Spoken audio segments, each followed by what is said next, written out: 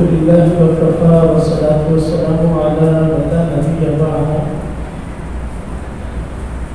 أما بعد فأعوذ بالله من الشيطان الرجيم بسم الله الرحمن الرحيم وأتموا الحج والعمرة لله أعوذ بالله صدق الله العظيم وصدق رسوله النبي الكريم ونحن على ذلك من الشاهدين والشاكرين والحمد لله رب العالمين. اللهم صل على محمد وعلى آل محمد كما صليت على إبراهيم وعلى آل إبراهيم إنك حميد مجيد. اللهم بارك على محمد وعلى آل محمد كما باركت على إبراهيم وعلى آل إبراهيم إنك حميد مجيد.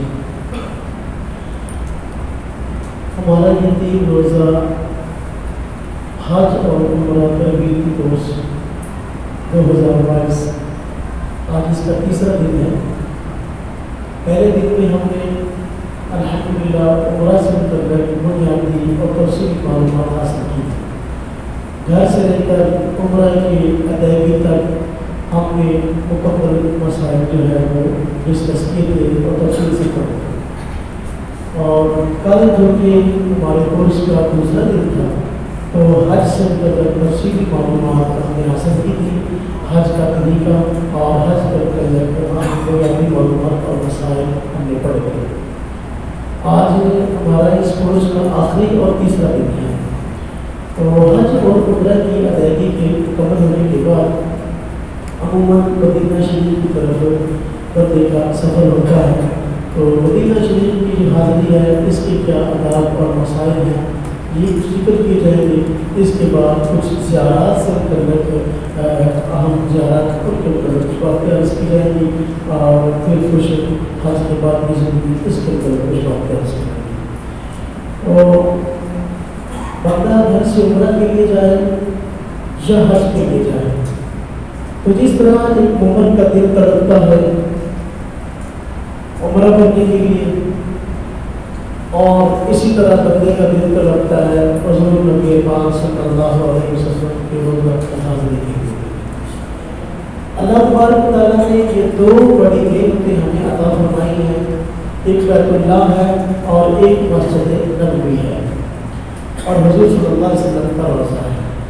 جو بیت اللہ ہے یہ عبادت کا مرکز ہے اور جو حضور نبی پاک صلی اللہ علیہ وسلم کا روزہ ہے یہ عقیدت کا مرکز ہے. عبادت اپنی جگہ بہت عام ہے اور عقیدت اپنی جگہ بہت عام ہے. نہ ہم عبادت کا انکار کرتے ہیں اور نہ ہم عقیدت کا انکار کرتے ہیں. تو مکہ مکرمہ میں عمرہ کے تمام افعال ہو جاتے ہیں مکمل اور حج کے بھی سارے افعال مکمل ہو جاتے ہیں. مدینہ شریف میں اگرچہ حج کا کوئی فرض ادا نہیں ہوتا کوئی واجب ادا نہیں ہوتا اسی طرح عمرے کوئی فرض ادا نہیں ہوتا کوئی واجب ادا نہیں ہوتا لیکن چونکہ ہم اس طرف سفر کر کے گئے ہیں اور اس علاقے کو حضور نبی پاک صلی اللہ علیہ وسلم کی ذات اقدس سے نسبت ہے ہر مومن کے ایمان کا تقاضا یہ ہے اور حضور نبی پاک صلی اللہ علیہ وسلم سے محبت کا تقاضا یہ ہے. اگر مکہ مکرمہ گیا ہے تو مدینہ شریف سے بھی ہو کرنا ہے. زیارات اس کا ثواب بھی اپنی جگہ پر مسلم ہے اور اس سے حضور نبی پاک صلی اللہ علیہ وسلم سے محبت بھی بڑھتی ہے اور اس سے اسلام کی خوبیاں اور اسلام کی مسلمانوں کی نماز اور قربانیاں ہیں وہ بھی زیارت کر کے انسان کی سمجھ میں آتی ہیں اور مزید جو ہے انسان کے اندر ایمانی جذبات کو بڑھتے ہیں. تو آج ہمارا تیسرا دن ہے. تو حضور نبی پاک صلی اللہ علیہ وسلم کی طرف سفر مکہ مکرمہ سے جب ہم حج سے فارغ ہوتے ہیں یا ہم عمرہ سے فارغ ہوتے ہیں عام دن میں عمرہ کے لیے جائیں تو واپسی پر مدینہ شریف کی طرف کچھ دن کے لیے قیام ہوتا ہے. تو مدینہ شریف کا سفر ہمارا کیسا اور ہمیں کیسے سفر کرنا ہے اور وہاں پر جا کر کیا کرنا ہے پہلے اس کی بات تھوڑا تفصیل سے سمجھیں. پہلی بات یہ ہے کہ مدینہ شریف جانا کیوں ہے. اصل میں حضور نبی پاک صلی اللہ علیہ وسلم کی ذات اقدس سے محبت کی بنا پہ جانا ہے اور حضور نبی پاک صلی اللہ علیہ وسلم سے عقیدت کی بنا پہ جانا ہے. اب ایک شرعی مسئلہ ہے کہ بندہ جب مکہ مکرمہ سے مدینہ طیبہ کی طرف سفر کا ارادہ کرے تو کیا اس کی نیت مسجد نبی کی زیارت کی ہونی چاہیے یا نبی پاک صلی اللہ علیہ وسلم کے روضے کی زیارت کی نیت ہونی چاہیے؟ تو اہل سنت والجماعت کا ہمارا عقیدہ نظریہ یہ ہے کہ بندہ جب مدینہ طیبہ کی طرف سفر کرے تو بندے کی نیت حضور نبی پاک صلی اللہ علیہ وسلم کے روضہ اقدس کی زیارت کی ہونی چاہیے۔ ایک بندہ مجھے کہنے لگا کہ جی بندے کی نیت مسجد نبوی کی زیارت کی ہونی چاہیے، یعنی یہ سفر مسجد نبوی کی زیارت کے لیے سے ہونا چاہیے۔ میں نے کہا کہ اس کی کوئی وجہ کہتے ہیں کہ ایک حدیث پاک ہے کہ حضور نبی پاک صلی اللہ علیہ وسلم نے 3 مسجدوں کے علاوہ کسی اور مسجد کی طرف سفر کرنے سے منع فرمایا ہے۔ آپ نے فرمایا ہے کہ 3 مسجدیں ایسی ہیں کہ جن کی طرف سفر کیا کرو، اس طرح کو اس میں مسجد حرام ہے اور مسجد نبوی ہے اور مسجد اقصی ہے، ان کی طرف سفر کی بات کی ہے۔ تو کیا کوئی کہنے لگے کہ اگر ہم یہ کرتے ہیں کہ مدینہ شریف سے جا رہے ہیں اور مسجد نبوی کے سفر کی زیارت کی نیت نہیں کرتے تو ہماری حضور نبی پاک صلی اللہ علیہ وسلم کے روضہ کی زیارت کی نیت ہوتی ہے تو حضور نبی پاک صلی اللہ علیہ وسلم نے منع کیا۔ آپ نے فرمایا 3 مسجدوں کے علاوہ کسی اور مسجد کی طرف سفر کیا نہیں۔ وہ تو مفہوم کیوں بیان کرتے ہیں 3 مسجدوں کے علاوہ اور کسی جگہ کی طرف سفر جاتے ہیں، اگر روضہ رسول کی زیارت کی لیے سے سفر کرنا چاہیے۔ میں نے کہا آپ اس حدیث کو سمجھ نہیں سکتے۔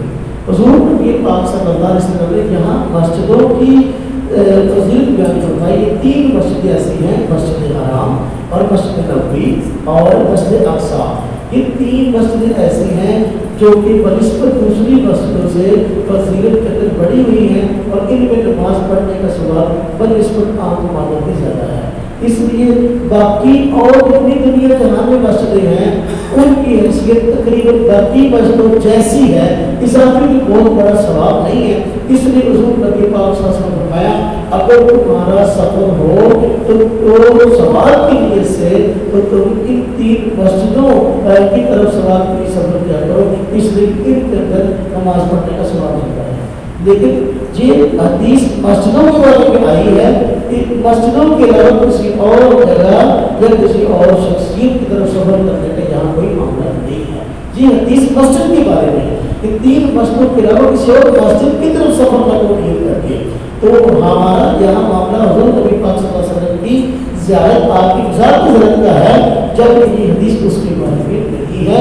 اور مسجد نبوی کی طرف اگر ہم سفر کے لیے سے جاتے ہیں، بات غور کرنے کی ہے، تو آیا حضور نبی پاک صلی اللہ علیہ وسلم کی زیارت ہمارے لیے یہ اہم ہے یا مسجد نبوی میں نماز اہم ہے؟ ہم مکہ مکرمہ میں موجود ہیں، بیت اللہ شریف میں ایک نماز پڑھنے کا ثواب کتنی نمازوں کا ثواب؟ 1 لاکھ نماز پڑھنے کا ثواب۔ تو مسجد نبوی میں نماز ایک پڑھے کا ثواب کتنا ہے؟ 50,000 نمازوں کا، اور ایک حدیث میں 1,000 نماز کا بھی ثواب کی بات ہے کہ مسجد نبوی میں نماز ایک نماز پڑھے 1,000 نماز کا ثواب ہے۔ اب ایک بندہ مسجد حرام میں مکہ مکرمہ میں موجود ہے اور مکہ مکرمہ میں اس کو ایک نماز کا ثواب مل رہا ہے 1 لاکھ نماز کے برابر۔ اب وہ مسجد نبوی کی طرف سفر کیوں کرے گا؟ ثواب کا بیت اللہ کی سے مسجد نبوی کی طرف اس کا رخ ہو رہا ہے۔ اب یقینی بات ہے کہ مسجد نبوی کی طرف جائے گا یا 1,000 نماز کا ثواب ہے یا 50,000 نماز کا ثواب ہے، 1 لاکھ کا ثواب نہیں۔ تو پھر بندہ وہاں مسجد نبوی کی طرف سفر کیوں کرتا ہے؟ ثواب تو کم ہو گیا۔ تو بندے کو چاہیے کہ جتنی نماز اتنا دیر رہنا ہے وہ مسجد حرام میں رہے، برتن کمر میں رہے، اپنا پیکٹ اس طرح بنا لے اگر ثواب ہی مقصود ہے۔ ثواب تو زیادہ ملے گا مسجد حرام میں بیت اللہ کی مسجد میں نماز پڑھنے کا۔ مدینہ جانے کا مقصد ثواب نہیں ہے بلکہ اپنے عقیدت کا اظہار ہے، حضور نبی پاک صلی اللہ علیہ وسلم کی ذات اقدس سے محبت کا اظہار کرنے کے لیے ہے، اس کا تعلق ثواب سے نہیں۔ اب اگر ایک بندہ مسجد حرام سے مسجد نبوی کی زیارت کے لیے جاتا ہے وہ تو 100 روپے کم کرتا ہے. ہم یہ دیکھتے ہیں کہ بیت اللہ ثواب کی جگہ ہے, عبادت کی جگہ ہے, اگر کہ ثواب یہاں پر زیادہ ہے. حضور نبی پاک صلی اللہ علیہ وسلم کی ذات تقدس کی طرف سفر کے لیے سے اگر ہم جاتے ہیں تو جہاں معاملہ ہمارا ثواب کا کام ہے, حضور نبی پاک صلی اللہ علیہ وسلم سے عقیدت پر محبت کرے. لہذا جب بندہ مدینہ شریف کی طرف سفر کرے تو یہ حضور نبی پاک صلی اللہ علیہ وسلم کے گزار آپ کے روزے کی زیارت کی ہونی چاہیے. اور اس کا ثواب اگرچہ میں نہیں کہتا کہ بیت اللہ کی اس کا تعلق حضور نبی پاک صلی اللہ علیہ وسلم کی عقیدت سے ہے, محبت سے ہے, اور آپ صلی اللہ علیہ وسلم کی محبت کا تعلق ہے. حدیث میں ہے کہ جو بندہ اپنا عمرہ کے لیے آیا, حج کے لیے آیا, تو پھر میرے روزے کے نام اس نے میرے ساتھ ضرورت کی بس احادیث بھی اس طرح کی ہے. تو حضور کی جتنی چیزیں ہیں بیت اللہ شریف, مسجد حرام اور اس کی عبادات, حج بیت اللہ اور عمرہ کی سعادت اور پورے کا پورا دن, یہ سارے کے سارے ایک کرنے والی حضور نبی صلی اللہ علیہ وسلم کے بتانے سے, اور آپ صلی اللہ علیہ وسلم کا ہمارے اوپر احسان ہے اور اس احسان کا تقاضا آپ سے محبت ہے. ہم مدینہ شریف جاتے ہیں حضور نبی پاک صلی اللہ علیہ وسلم سے محبت کی وجہ سے. باقی نمازیں مسجد ترتیب میں پڑھیں گے انشاءاللہ تعالیٰ وہ ثواب بھی ہمیں حاصل ہو جائے گا. ہم اس ثواب سے محروم نہیں ہوں گے. اتنی نمازیں ہم نے پڑھنی ہے, ہم نے نمازیں کہاں پڑھنی, مسجد ترتیب میں. حضور نبی پاک صلی اللہ علیہ وسلم کے روزہ کی زیارت کے لیے سے جائیں گے تو مسجد نبوی میں نمازوں کا ثواب ہے وہ بھی مل جائے گا, اور حضور نبی پاک صلی اللہ علیہ وسلم سے محبت کا اظہار, عقیدت کا اظہار بھی ہو جائے گا. اگر مسجد نبوی کی زیارت کے لیے جاتے ہیں تو وہاں ثواب مل جائے گا, لیکن حضور نبی پاک صلی اللہ علیہ وسلم سے عقیدت محبت والا معاملہ نہیں ہے. ہم اپنے ثواب کو بڑھانا چاہتے ہیں کہ مسجد نبوی میں نماز کا ثواب بھی مل جائے اور ہمیں حضور نبی پاک صلی اللہ علیہ وسلم کے ساتھ اظہار محبت کا موقع بھی مل جائے. تو حضور نبی پاک صلی اللہ علیہ وسلم کی روزہ کی زیارت کے لیے سے ہم مدینہ شریف کا سفر کریں گے. جب ہم کریں گے آپ صلی اللہ علیہ وسلم کے ہمارے پر بہت احسانات ہیں. اگر آپ میرے تشریف لاتے, ہماری دین ہماری نہ فرماتے, اور اسباب کی طرف بھی ہمارا یہ کہ درخواست کرتے تو آپ کو ہندوستان ہے جہاں رہنے والے یا تو ہندو ہیں یا سکھ ہیں, تو پتہ نہیں ہمارا شمار ہندو میں ہوتا ہے سکھوں میں ہوتا ہے.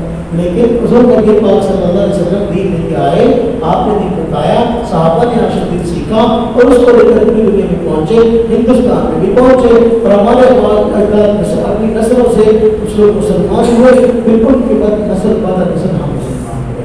تو بھائی میرے بھائیوں, حضور نبی پاک صلی اللہ علیہ وسلم کی ذات اقدس کا ہمارے اوپر بہت بڑا احسان ہے. لہٰذا اس احسانات کا بدلہ تو ہم نہیں دے سکتے, لیکن محبت کا تقاضا یہ ہے کہ ہم مدینہ شریف پر مستقل سفر کر کے جائیں تو حضور نبی پاک صلی اللہ علیہ وسلم کے روضے کی زیارت کے لیے سے جائیں. تو راستے میں جب مدینہ کا سفر ہم شروع کریں تو ایک کام تو ہم یہ کریں کہ زیادہ سے زیادہ اس سفر کے اندر سنتوں پر عمل کرنے کا اہتمام کریں. جتنی بھی اٹھنے بیٹھنے کی, کھانے پینے کی, جو بھی سفر کی اتنی سنتیں ہیں, مصنون اعمال ہے, ہم اس کا اہتمام کریں. اس لیے کہ ہم حضور نبی پاک صلی اللہ علیہ وسلم کے سامنے پیش ہوں گے, اور کم از کم ہمارا منہ ایسا ہو کہ آپ کے سامنے کھانا پینا ہے. اگر ہم حضور نبی پاک صلی اللہ علیہ وسلم کی سنتوں پر عمل کرنے والے ہیں, حضور نبی پاک صلی اللہ علیہ وسلم کی ذات کا سمجھنے کی خوش ہوگی. اگر ہمارا سنتوں پر عمل نہیں ہے, شریعت پر عمل نہیں ہے, تو میرے بھائی لوگ اس منہ سے حضور نبی پاک صلی اللہ علیہ وسلم کی ذات کے سامنے حاضر ہوں گے. لہٰذا اس سفر کے دوران خاص طور پہ جتنا مصنون اعمال کا اہتمام ہو سکتا ہے, ہمیں چاہیے کہ مصنون اعمال کا اہتمام کریں. نمبر 2, کثرت سے حضور نبی پاک صلی اللہ علیہ وسلم کی ذات اقدس پر درود شریف پڑھیں. اس لیے کہ یہ حضور نبی پاک صلی اللہ علیہ وسلم کا حق ہے, اور اس کو قرآن کریم میں اللہ تبارک و تعالیٰ نے ذکر فرمایا. اللہ فرماتے ہیں ان اللہ و ملائکتہ یصلون علی النبی یا ایھا الذین آمنوا صلوا علیہ وسلم تسلیما. یہ فرمایا کہ اللہ و ملائکتہ یصلون علی النبی, کہ یہ صرف اللہ تبارک و تعالیٰ اور اس کے فرشتے نبی پاک صلی اللہ علیہ وسلم پر جو ہے وہ صلاۃ و سلام بھیجتے ہیں. اے ایمان والو, تم بھی حضور نبی صلی اللہ علیہ وسلم پر صلاۃ و سلام پڑھا کرو. اب اس صراط کے لفظ کی نسبت جو ہے ذات باری تعالیٰ کی طرف ہو تو اس کا معنی ہوتا ہے کہ حضور نبی پاک صلی اللہ علیہ وسلم کی ذات اقدس پر رحم فرمانا، اور یہ باری تعالیٰ کے سبب ہے۔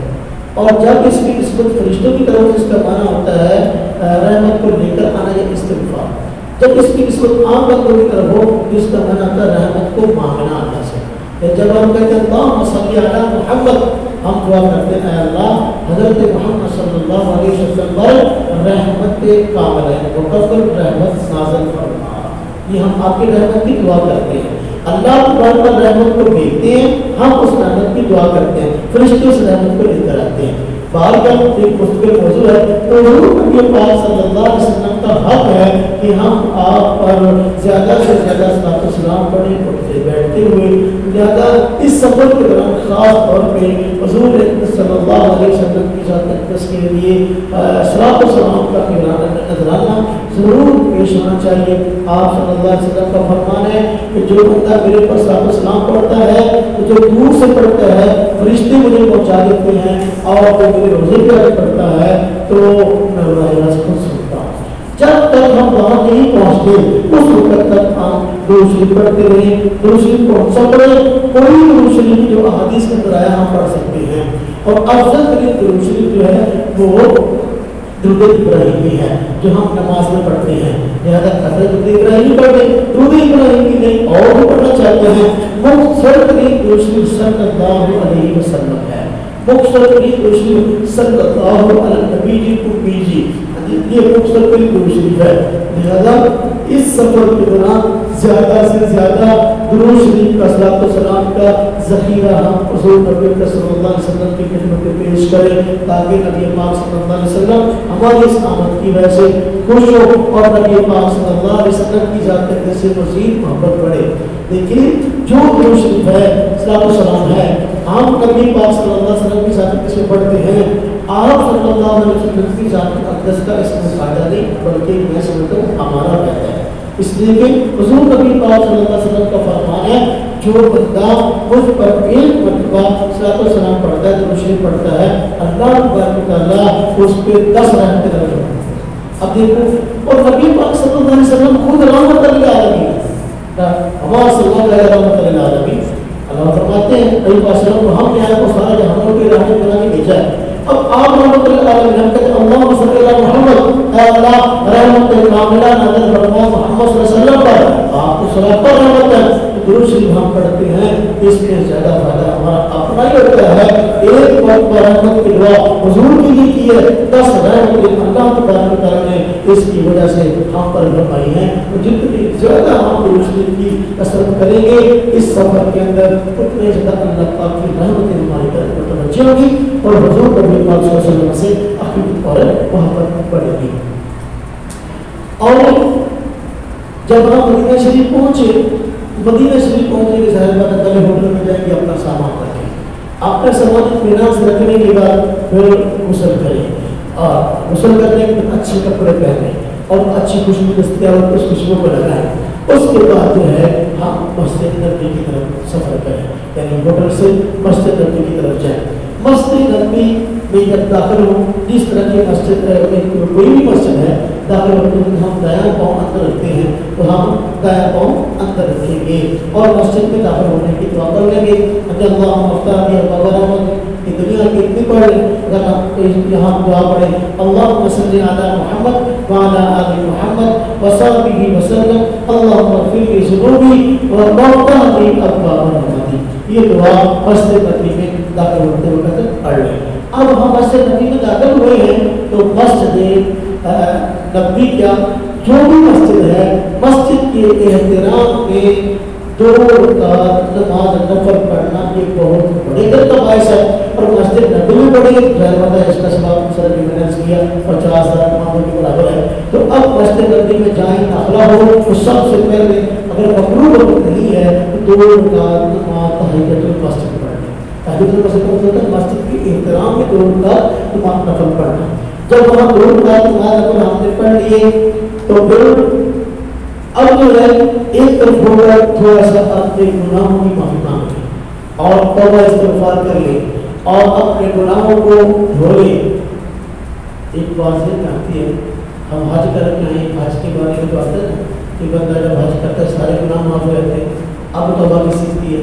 میرے بھائیوں، چونکہ گناہ کر کر کے ہماری گناہوں کی عادت بنی ہوئی ہے، ہمارا حال یہ ہے ایک طرف ہم گناہ معاف کروا رہے ہوتے ہیں اور دوسری طرف پھر اپنے ساتھ چلا رہے ہوتے ہیں، سب ہم کو کیسے کیسے گناہ ہونے سے ہو جاتے ہیں۔ لہٰذا جو بھی غلطی، جو بھی معافی، جو بھی ممکن ہو پڑتا ہے غلطی کی معافی، گناہوں سے توبہ پڑتا کچھ دیر توبہ کر لیں اور اللہ کے آگے، تاکہ توبہ کرنے کے بعد جب حضور نبی پاک صلی اللہ علیہ وسلم کی بارگاہ میں حاضر و سلام کے لیے کم از کم گناہوں کا بوجھ ہلکا ہو جائے اور بندے کی جیب میں خوشگواری آ جائے اور حضور نبی پاک صلی اللہ علیہ وسلم کو منہ دکھانے کچھ نہ کچھ قابل ہو جائے، زیادہ توبہ استغفار کرے۔ پھر اس کے بعد جو ہے اپنا حضور نبی پاک صلی اللہ علیہ وسلم کے روضے پر صلاۃ و سلام کی غرض سے حاضر ہوں۔ اب کہاں سے داخل ہو گئے؟ جو آج کل کرتی وہ یہی ہے کہ مسجد نبوی میں باب السلام ہے، باب السلام سے اندر جو ہے بجلی ہوتی، بالکل سیدھا راستہ ہے، لائن لگی ہوتی ہے، عام طور پر رش اگر ہو تو رش نہ ہو تو ویسے لوگ جا رہے ہوتے ہیں۔ باب السلام سے داخل ہوئے، اس مسجد نبوی کے دروازے کا نام باب السلام ہے اس لیے کہ صلاۃ السلام پیش کرنے کے لیے اس دروازے سے لوگ جاتے ہیں۔ باب السلام سے اندر داخل ہو جائیں اور اس اگر رش ہو تو ایک دوسرے کو دھکے نہ دیں اور ایک دوسرے کے ساتھ کچھ اونچی باتیں نہ کریں، بلکہ یہ منع مسجد کے اندر ویسے تو نئی باتیں منع ہے اور تکبیر اور غلط گلوچ رس کی وجہ سے الجھنا یہ منع ہے۔ اور حضور نبی پاک صلی اللہ علیہ وسلم کی ذات اقدس یہاں موجود ہے، صلاۃ و سلام کے جب ہم پیش ہو رہے ہیں، قریب پہنچ گئے، ہماری آواز اونچی نہیں ہونی چاہیے۔ آج بھی حضور نبی پاک صلی اللہ علیہ وسلم کے روضہ کے اوپر جو ہے قرآن کریم کی آیت لکھی ہوئی ہے، یہ دیکھیں آج بھی لکھی ہوئی ہے کہ حضور نبی پاک صلی اللہ علیہ وسلم کی ذات اقدس سامنے آوازیں اونچی نہ کرے۔ قرآن پاک کیا کہتی ہے کہ الذین یغضون اصواتهم عند رسول اللہ واولئک الذین انعم اللہ قلوبهم للتقوی لهم مغفرۃ واجر عظیم۔ یہ بھی لکھا ہوا ہے کہ الذین آمنوا لا ترفعوا اصواتکم فوق صوت النبی، اے ایمان والو حضور نبی پاک صلی اللہ علیہ وسلم کی آواز سے اونچی اپنی آوازیں نہ کرو۔ لہذا یہاں اتنا رسول اللہ بے شک وہ لوگ جو کہ اپنی آوازوں کو نیچا رکھتے ہیں، ان کا رسول اللہ صلی اللہ علیہ وسلم کے پاس اولئک الذین انعم اللہ قلوبهم بالتقوی، یہی وہ لوگ ہیں اللہ تبارک و تعالیٰ نے تقوی کے لیے جن لوگوں کو چن لیا ہے، لہم مغفرۃ واجر عظیم، ان کے لیے ہے بخشش اور بڑا اجر۔ لہذا جب حضور نبی صلی اللہ علیہ وسلم کے روضے پر ہم صلاۃ و سلام کے لیے آ رہے ہوں تو اپنی آوازوں کو اونچا نہیں کرنا چاہیے، اگر ساتھ میں کوئی دوست بھی ہو تو باتیں بھی نہیں کرنی چاہیے، نہایت ادب اور احترام سے حضور نبی پاک صلی اللہ علیہ وسلم کے روضے پر آنا چاہیے۔ اب دیکھیں ذرا، یہ حضور نبی صلی اللہ علیہ وسلم ویسے روزہ بنا ہوا ہے، حضور نبی صلی اللہ علیہ وسلم یہ روزے کے پاس آگے یہ جاریاں ہیں، یہ آپ صلی اللہ علیہ وسلم کی قبر کا در اس جگہ پر ہے، یہ دیکھیے اوپر لکھا ہوا محمد رسول اللہ۔ ہاں جی، تو حضور نبی پاک صلی اللہ علیہ وسلم کی قبر مبارک اس طرح ہے، وہ آج شریف یہ ہے، پہلے یہاں سلام پیش کریں گے۔ اس کے بعد یہ دو قبریں ہیں، یہ سیدنا ابوبکر صدیق رضی اللہ عنہ ہے، سیدنا ابوبکر صدیق رضی اللہ عنہ کی قبر مبارک یہاں پر ہے، اور اس کے بعد پھر حضرت عمر بن خطاب رضی اللہ عنہ کی قبر مبارک ہے۔ تو ہم نے پہلے اسلام جو ہے حضور نبی پاک صلی اللہ علیہ وسلم کی ذات اقدس پیش کرنا ہے، اس کے بعد جو ہے سیدنا ابوبکر صدیق کو آگے سلام کرنا ہے، پھر جو ہے سیدنا عمر فاروق رضی اللہ عنہ کو سلام پیش کرنا ہے۔ تو ترتیب کے ساتھ ایسا معاملہ ہوگا۔ بعض لوگوں کو موقع ملتا ہے تو وہ جب یہ جانے کے قریب آگے گھسنے کی کوشش کرتے ہیں، ایسا نہیں ہونا چاہیے۔ ایسے موقع پر ادب اور آداب کا خیال ضرور کریں، جانے سے کچھ فاصلے پر، وغیرہ وہاں شرطیں کھڑے ہوتے ہیں وہ زیادہ انترگت قریب نہیں ہوتے، یہ بہتر ہے تاکہ لوگ اور غلط کام وہاں نہ کریں۔ تو اس لیے تھوڑے سے فاصلے پر جو ہے نا، عام طور پر جو گزرگاہ ہوتی ہے اس طرح کی مثلاً سمجھانے کی ٹیسٹ کر رہا ہوں، اگر یہ جاریاں ہوں تو اتنے فاصلے پر یہاں سے ڈائریکٹ نہیں ہوتی اس طرح، یعنی اتنا فاصلہ عام طور پر پہلے کو خود ہی کر دیتے ہیں۔ تو اگر فاصلہ نہ ہو تو اس طرح کی امتحان ہو، حضور نبی فاصلے کی جاریاں ہیں، یہاں آ کے بالکل قریب آ کے جو ہے نا وہ ہاتھ نہیں مارنا چاہیے، یہ مسابقت بھی کرنے میں شامل ہوتی ہے۔ لہٰذا پیچھے رہ کر نظر جھکا کر سلام پیش کرے. پہلے حضور نبی پاک صلی اللہ علیہ وسلم کے اس کے سامنے آ کر واقع شریف سلام پیش کریں گے. اس کے بعد سیدنا ابو بکر صدیق رضی اللہ تعالیٰ عنہ سلام پیش کریں گے. اس کے بعد حضرت عمر بن خطاب رضی اللہ تعالیٰ عنہ کے پاس آ کر سلام پیش کریں گے. یہ جو حضور نبی پاک صلی اللہ علیہ وسلم کا روزہ ہے یہ وہی ہے حجرہ جو سیدہ عائشہ صدیقہ رضی اللہ تعالیٰ عنہ کا حجرہ ہے. حضور نبی پاک صلی اللہ علیہ وسلم کو حضرت عائشہ صدیقہ رضی اللہ تعالیٰ عنہ کی حجرہ مبارک کے طرف دفنایا گیا تھا. وجہ اس کی کیا؟ عام قبرستان میں کوئی دفنایا نہیں گیا. اس کی وجہ یہ کہ حدیث ہے کہ فرمان ہے حضور نبی پاک صلی اللہ علیہ وسلم پر کبھی جہاں فوت ہوتا ہے اسی جگہ پہ اس کو دفن کیا جاتا ہے. کیونکہ حضور نبی پاک صلی اللہ علیہ وسلم کی وفات جو ہے وہ حضرت عائشہ صدیقہ رضی اللہ تعالیٰ عنہ کی حجرہ میں ہوئی تھی, اس لیے دفن بھی یہاں کیا گیا ہے. اب یہاں پر 3 قبریں موجود ہیں. ایک حضور نبی پاک صلی اللہ علیہ وسلم کی, اور دوسری سیدنا ابو بکر صدیق کی, تیسری حضرت عمر فاروق رضی اللہ تعالیٰ عنہ کی. ایک قبر کی جگہ ابھی بھی باقی ہے. وہ ایک قبر کی جگہ باقی ہے, وہ حضرت سیدنا عیسیٰ علیہ السلام کی قبر یہاں ہوگی. حضور نبی پاک صلی اللہ علیہ وسلم کا فرمان ہے سیدنا عیسیٰ علیہ السلام کی فوت نہیں ہوئے. اللہ تبارک و تعالیٰ نے جب یہودیوں کو شہید کرنے کا ارادہ کیا, اللہ تعالیٰ نے عیسیٰ علیہ السلام کو آسمان پہ اٹھا لیا.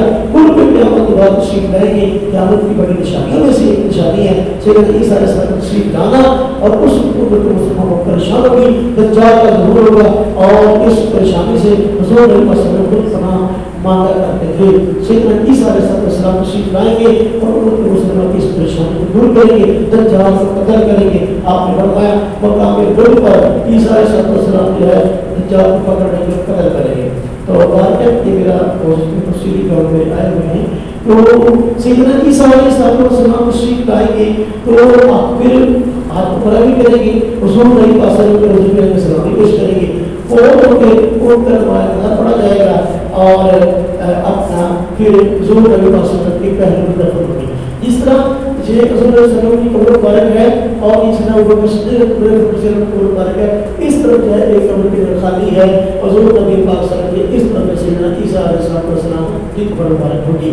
اور آپ صلی اللہ علیہ وسلم کا فرمان ہے قیامت کے دن میں ابو بکر عمر پر سیدنا عیسیٰ علیہ السلام کے ذریعے اٹھوگا, یعنی جب قیامت کے دن اٹھنا ہوگا. حضور نبی پاک صلی اللہ علیہ وسلم کی بارگاہ میں صلاۃ و سلام کے لیے حاضر ہوں اور نہایت اداب کا اہتمام کرنا چاہیے. اب سلام کیسے پیش کرنا ہے؟ آپ صلی اللہ علیہ وسلم کے اپنا ذات اقدس کے سامنے آ کر, وعدہ شریف کے سامنے آ کر ہم نے حضور نبی پاک صلی اللہ علیہ وسلم کو پہلے سلام پیش کر لیں, پھر سلام پیش کر لیں. دو بڑا حکم ہے.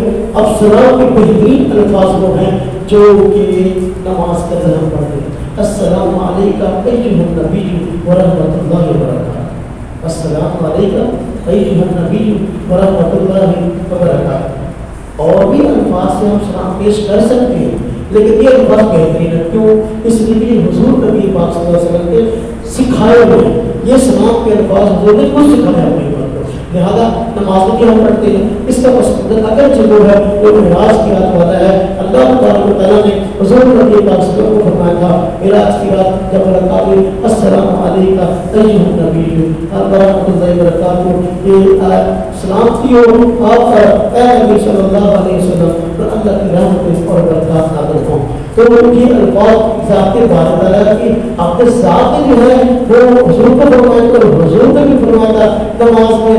اب اس کو بطور حکایت کی یادگار کرنا, چونکہ نماز یہ معراج کا کلمہ ہے, تو معراج کے رات جو اللہ تبارک و تعالیٰ اور حضور صلی اللہ علیہ وسلم کی باتیں ہوئی, اس کو التحیات للہ والصلوات والطیبات, السلام علیکم ایھا النبی ورحمۃ اللہ وبرکاتہ, السلام علیکم وعلی عباد اللہ الصالحین, اشہد ان لا الہ الا اللہ, یہ سارا یہ وہ گفتگو ہے جو کہ حضور نبی پاک صلی اللہ علیہ وسلم اور ذات پاک کے درمیان ہوئی. اور اشہد ان لا الہ الا اللہ سے یہ وہ کلمات ہیں جو حضرت جبریل نے حضور نبی پاک صلی اللہ علیہ وسلم اور ذات بار تعالیٰ کی باتیں سننے کے بعد ارشاد فرماتے ہیں کہ میں دعا دیتا ہوں اللہ کی سوا کی مقبول نہیں, اور حضرت محمد صلی اللہ علیہ وسلم اللہ کے منزل رسول ہیں. بات ہے سلام کی بہترین الفاظ ہیں السلام علیکم ایھا النبی ورحمۃ اللہ وبرکاتہ. اس کے بعد درود شریف پڑھنا ہے, یعنی سلام سلام پڑھنی ہے. درود شریف کے بہترین الفاظ بھی وہ ہیں جو کہ نماز میں پڑھتے ہیں. درود ابراہیم اللهم صل على محمد اللهم صل على محمد وعلى ال محمد كما صليت على ابراهيم وعلى ال ابراهيم انك حميد مجيد اللهم بارك على محمد وعلى ال محمد كما باركت على ابراهيم وعلى ال ابراهيم انك حميد مجيد. یہ درود کے الفاظ ہیں. اگر ان الفاظ کے علاوہ ہم کوئی اور الفاظ پڑھنا چاہیں تو جائز اس کی موجود ہے. جس طرح کے خطاب کے سیغوں سے ہم صلاۃ پیش کریں, ہم کہیں الصلاۃ والسلام علیک یا رسول اللہ, الصلاۃ والسلام علیک یا حبیب اللہ, کیونکہ حضور نبی پاک صلی اللہ علیہ وسلم موجود ہے اور ہمارے اس کلام کو براہ راست خود سن رہے. آپ کا فرمان ہے جو میری روزے جا کر دوسرے پڑھتا ہے میں اس کو خود سنتا ہوں. دور سے رشتے پہنچاتے ہیں کیونکہ یہاں خود سن رہے ہیں. ادھر خطاب کے سیغوں سے اگر ہم صلاۃ پیش کریں گے اس کی بھی گنجائش موجود ہے اور یہ بھی بالکل ٹھیک ہے. اور حضور نبی پاک صلی اللہ علیہ وسلم کی ذات اقدس پر ہم صلاۃ و سلام پیش کر رہے ہیں. بس اوقات ہم عمرہ کے لیے جاتے ہیں اور جہاز کے لیے جاتے ہیں, ہمارے دوست ہمارے احباب کو سرکار کر دیتے ہیں کہ بھئی آپ جا رہے ہو, جب حضور نبی پاک صلی اللہ علیہ وسلم کے روضہ پر آپ سلام پیش کرو, ہمارا بھی سلام کریں. اس کا کیا طریقہ ہے؟ اس کا طریقہ یہ ہے کہ اگر آپ اپنا سلام کہہ رہے ہیں السلام علیکم ایھا النبی و رحمۃ اللہ وبرکاتہ اللہم صلی علی محمد رسول پڑھ لیں یا السلام علیکم یا رسول اللہ آپ یہ پڑھ لیں. اس کے بعد آپ جس نے آپ کو سلام کے لیے کہا ہے اس کی طرف سے آپ یہ الفاظ کہہ رہے ہیں السلام علیکم یا رسول اللہ من فلاں ابن فلاں, یعنی سلام ہو آپ پر اے اللہ کے رسول صلی اللہ علیہ وسلم فلاں کے بیٹے فلاں کی طرف سے. خالد کا بیٹا ہے, خالد ہے جو غفور کا بیٹا ہے, السلام علیکم یا رسول اللہ صلی اللہ علیہ وسلم میرے خالد ابن غفور. ہاں جی, اب یہ اس طرح السلام پیش کرنا ہے, کسی طرح سے پیش کرنا ہے. اب تک کئی لوگوں نے سلام کہہ دیا ہے. وہ سب کا جب بندہ ملاقات کے لیے جاتا ہے یا ملنے کے دوست آتے ہیں رسول کرنے کے لیے تو وہ اس کا دوست کہتے ہیں نہیں کرو سلام کہتے ہیں, نہیں کرو بندے نے بھی رات دل کر کے نہیں کرنے کیا اور کیا نہیں کیا. اب اس وقت کیا کریں؟ اب اس وقت جب ہمارے الفاظ ہیں اگر ان کو یاد کرنا زیادہ آسان ہے اور یہ کہ السلام علیکم یا رسول اللہ, ہاں جی منی وممن اوصانی بالسلام علیکم یا رسول اللہ صلی اللہ علیہ وسلم. یعنی کیا ہوتا ہے السلام علیکم یا رسول اللہ سلامتی ہو آپ پر اے اللہ کے رسول صلی اللہ علیہ وسلم منی میری طرف سے جو سلام ہو یا اور ان لوگوں کی طرف سے ممن اوصانی بالسلام علیکم ان لوگوں کی طرف سے جنہوں نے مجھ کو تاکید کی تھی وصیت کی تھی سلام کرنے کی یا رسول اللہ ان کی طرف سے بھی سلام ہو صلی اللہ علیہ وسلم. تو اس طرح جو ہے سب کی طرف سے جائے گا اجمالاً چاہے ان کے نام یاد لے چاہے ان کے نام نہ لے. باہر گئے حضور نبی پاک صلی اللہ علیہ وسلم کے رب پر ہم صلی اللہ علیہ وسلم کا پیش کر چکے ہیں. اس کے بعد سیدنا ابوبکر صدیق رضی اللہ تعالیٰ عنہ کے اپنا قبر مبارک کے بالکل سامنے آ جانا ہے. بات اب یہاں سیدنا ابوبکر صدیق رضی اللہ تعالیٰ عنہ کو بھی سلام پیش کرنا ہے. سیدنا ابوبکر صدیق کے اسلام کی قربانی ہم سامنے رکھتے ہیں اور اتنی محبت مسلمان سیدنا ابوبکر صدیق سے ہے اور اتنی محبت حضور کو سیدنا ابوبکر صدیق سے ہے یہ ہم بھی رکھتے ہیں. اور تاریخ کا دیکھو دوست سے جدا دنیا بھی نہ ہوا فوت ہونے کے بعد بھی نہ ہوا. اسے کہتے ہیں پوری زندگی میں وہ صدیق رضی اللہ تعالیٰ حضور نبی پاک صلی اللہ علیہ وسلم کے ساتھ رہے. جب فوت ہوئے اب ساتھ رہتے ہیں.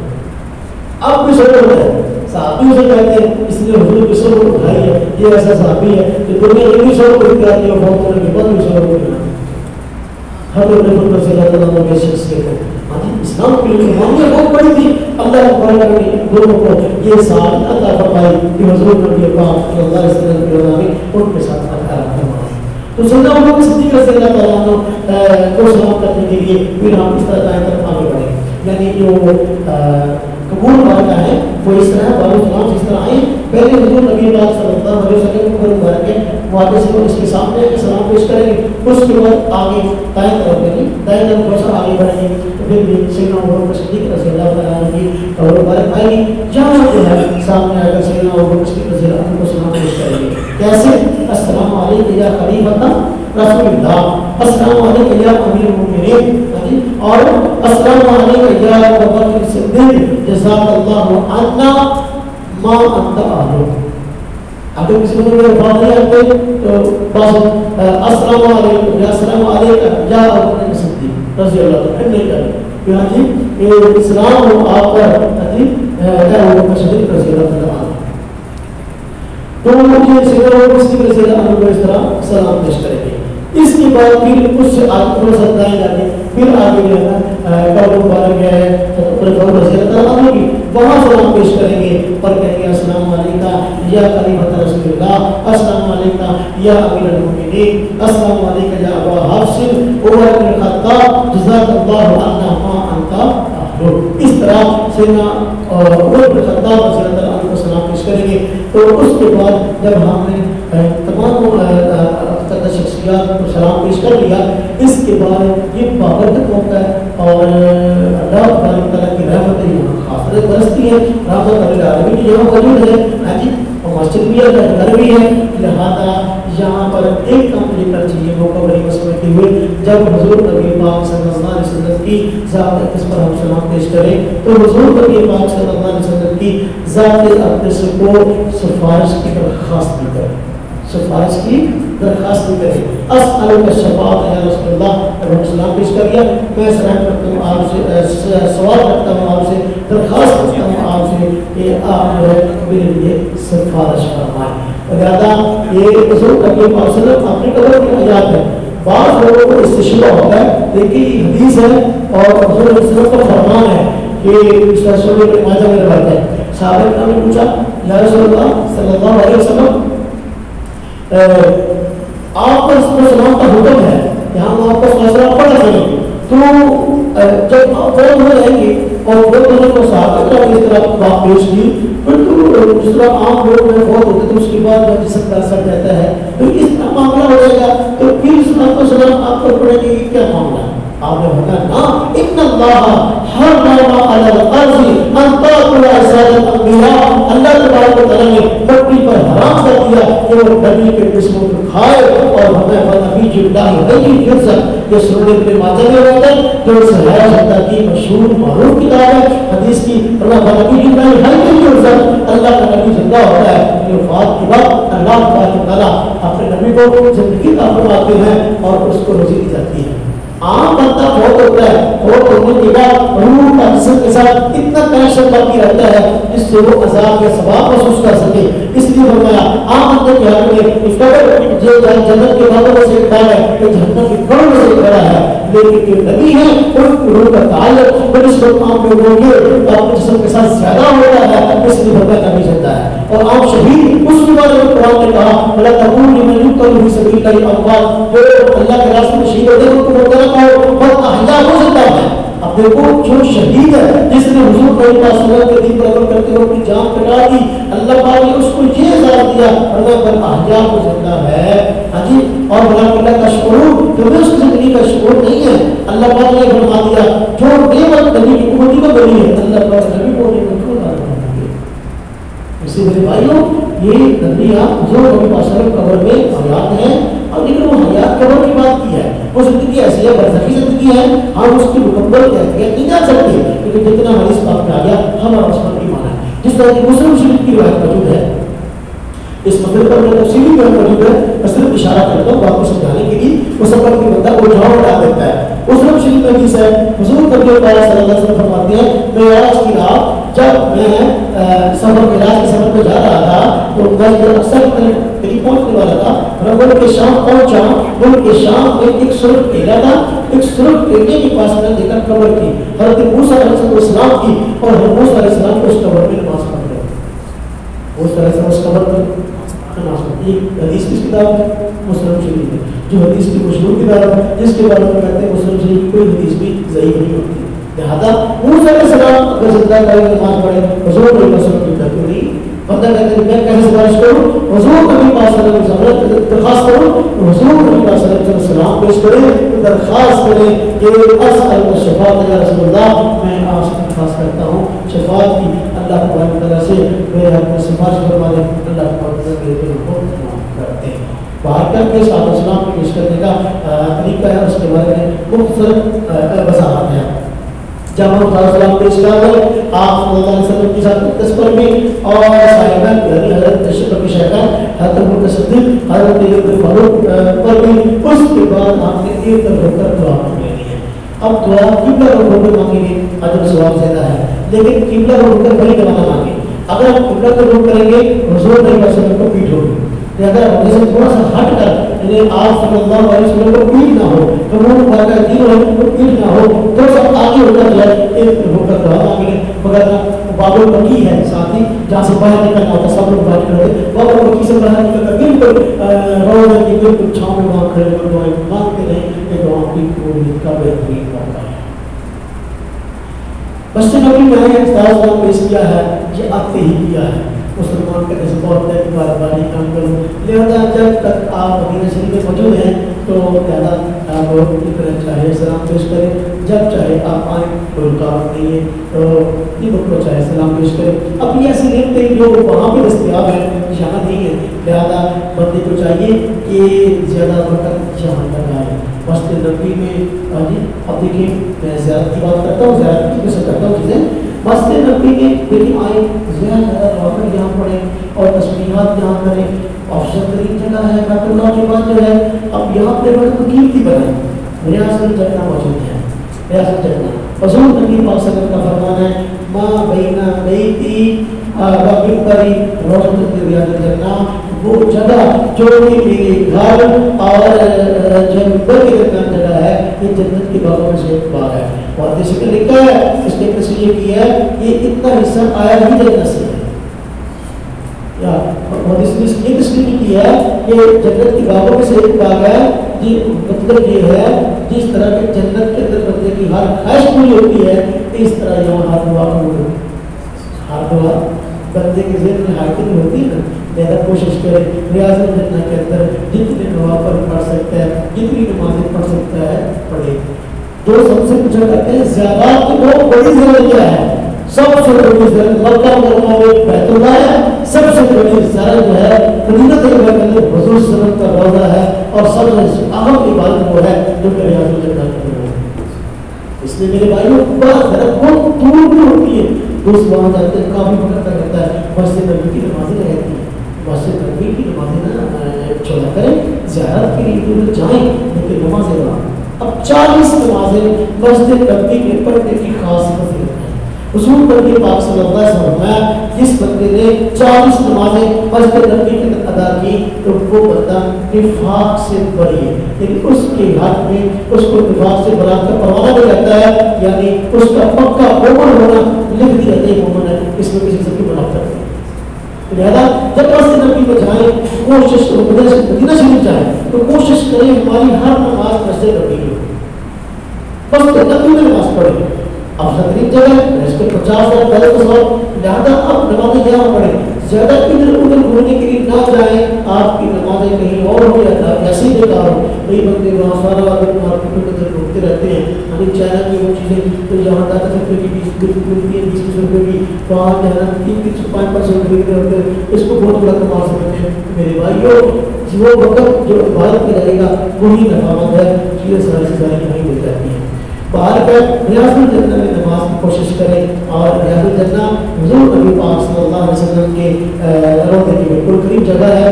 पहले वहाँ तरतीब होती थी बस बाकी मस्जिद नबी के अंदर जो है ना सुरह रंग का कहीं पिशाब होता था और उस जगह पर जो है सब रंग का कहीं पिशाब रियासत जन्नत ताकि लोगों को पहचान नहीं।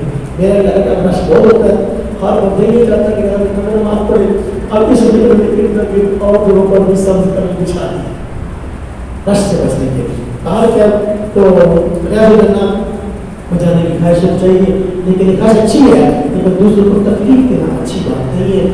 दफ्तर पे करके जाना दूसरों को तकलीफ दे के जाना और वहाँ पर मसला करते आपस में लड़ पड़ते हैं, हुज़ूर का रोज़ा साहब है आवाज़ बुलंद करने का हुक्म नहीं है। तो अगर आपको आसानी से मौका वहाँ मिल रहा है आप नमाज पढ़ लें, मौका नहीं मिल रहा अगले मौके का इंतजार कर लें। वहाँ पर बसरता वो इसलिए फ्लैक्स की तरह की जो है उन्होंने आड़े बनाई हुई होती हैं तो वहाँ आड़ लगा देते हैं और फिर वक्फे वक्फे थोड़े थोड़े लोगों को भेज रहे होते हैं। तो लेकिन अपनी बारी का इंतजार करें, बात बंदे होते हैं किसी बंदे की सिफारिश करवा कर किसी शोरते की किसी और की सिफारिश करवा कर वहाँ पहुँचने की कोशिश करते हैं, जल्दी पहुँचे वहाँ पे। मेरे भाइयों सिफारिश होने के बजाय हमें चाहिए कि अपनी बारी करें, अपनी बारी का इंतजार करने के बाद वहाँ जाएँ और थोड़ा वक्त दूसरे मुसलमानों की राहत के लिए इतना वक्त लगाएं फिर दूसरों को तकलीफ ना हो। अब सोते ही पिछले डंडे मार रहे और वो क्या चलो वही मैं हो रहा मैं थोड़ा क्यों आ जाए ऐसा नहीं। बाकी को भी मौका दें। तो क्योंकि हमने वहाँ एक ही ठहरना है, जब एक ही ठहरना है तो फिर अगले लोगों की तलाश में रहे, तो दूसरे लोगों का भी ख्याल करें। तो थोड़े थोड़े लोगों को आगे भेज रहे होते हैं और लोग वहाँ दुआ कर रहे होते हैं, अपना अल्लाह भला करे, और फिर आगे निकल रहे होते हैं। लिहाजा वहाँ का अदा करें और निकलें, और कोशिश करें कि ज़्यादा से ज़्यादा मौका मिलता है। उस वक्त जब बंदे काम होते हैं, इस तरह की रात को 12 बजे की बात है, 1 बजे की बात है, हाँ जी, ताकि जो है रेगा देखने में पड़े आपकी वक्त की तरह कम होता है, हाँ जी, जो जल्द बात लोग होते हैं वो सोया दे जाता है। अब जो है वो आकर बंदा अपनी जो है कभी कभी पूरी करते हैं। मैं उम्र के लिए पहली भाई जफर साहब के साथ थे, तो आप कितनी बरकतुल्लाह का गोसाई के लिए जाते हैं, रश इतना होता है कि जगह नहीं, अब दक्कन भी करने को चाहिए, चाहे खिलाफ शरीयत है। तो मैंने उनसे कहा किसी ऐसे मौके की तलाश करते हैं कि जिसमें रश ना हो।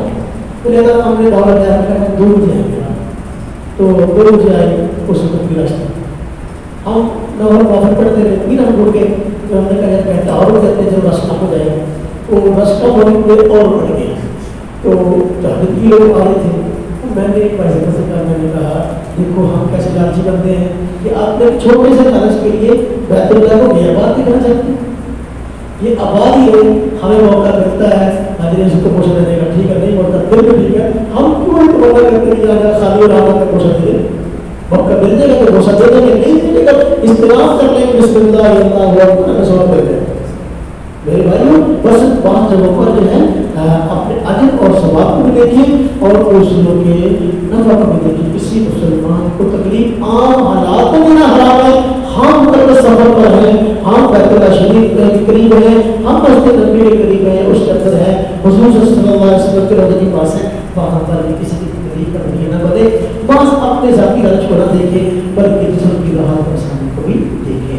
अब वहाँ पर 40 नमाज़ें पूरी करना अगरचे ज़रूरी नहीं है, लेकिन ये कि अगर आप पर इतना है कि आप नमाज़ें 40 पढ़ सकते हैं, तो फिर आप दस नबी के अलावा किसी और जगह नमाज़ें ना पढ़ें, बल्कि जहाँ पर जो है अपनी नमाज को यह नमाज़ें पढ़े।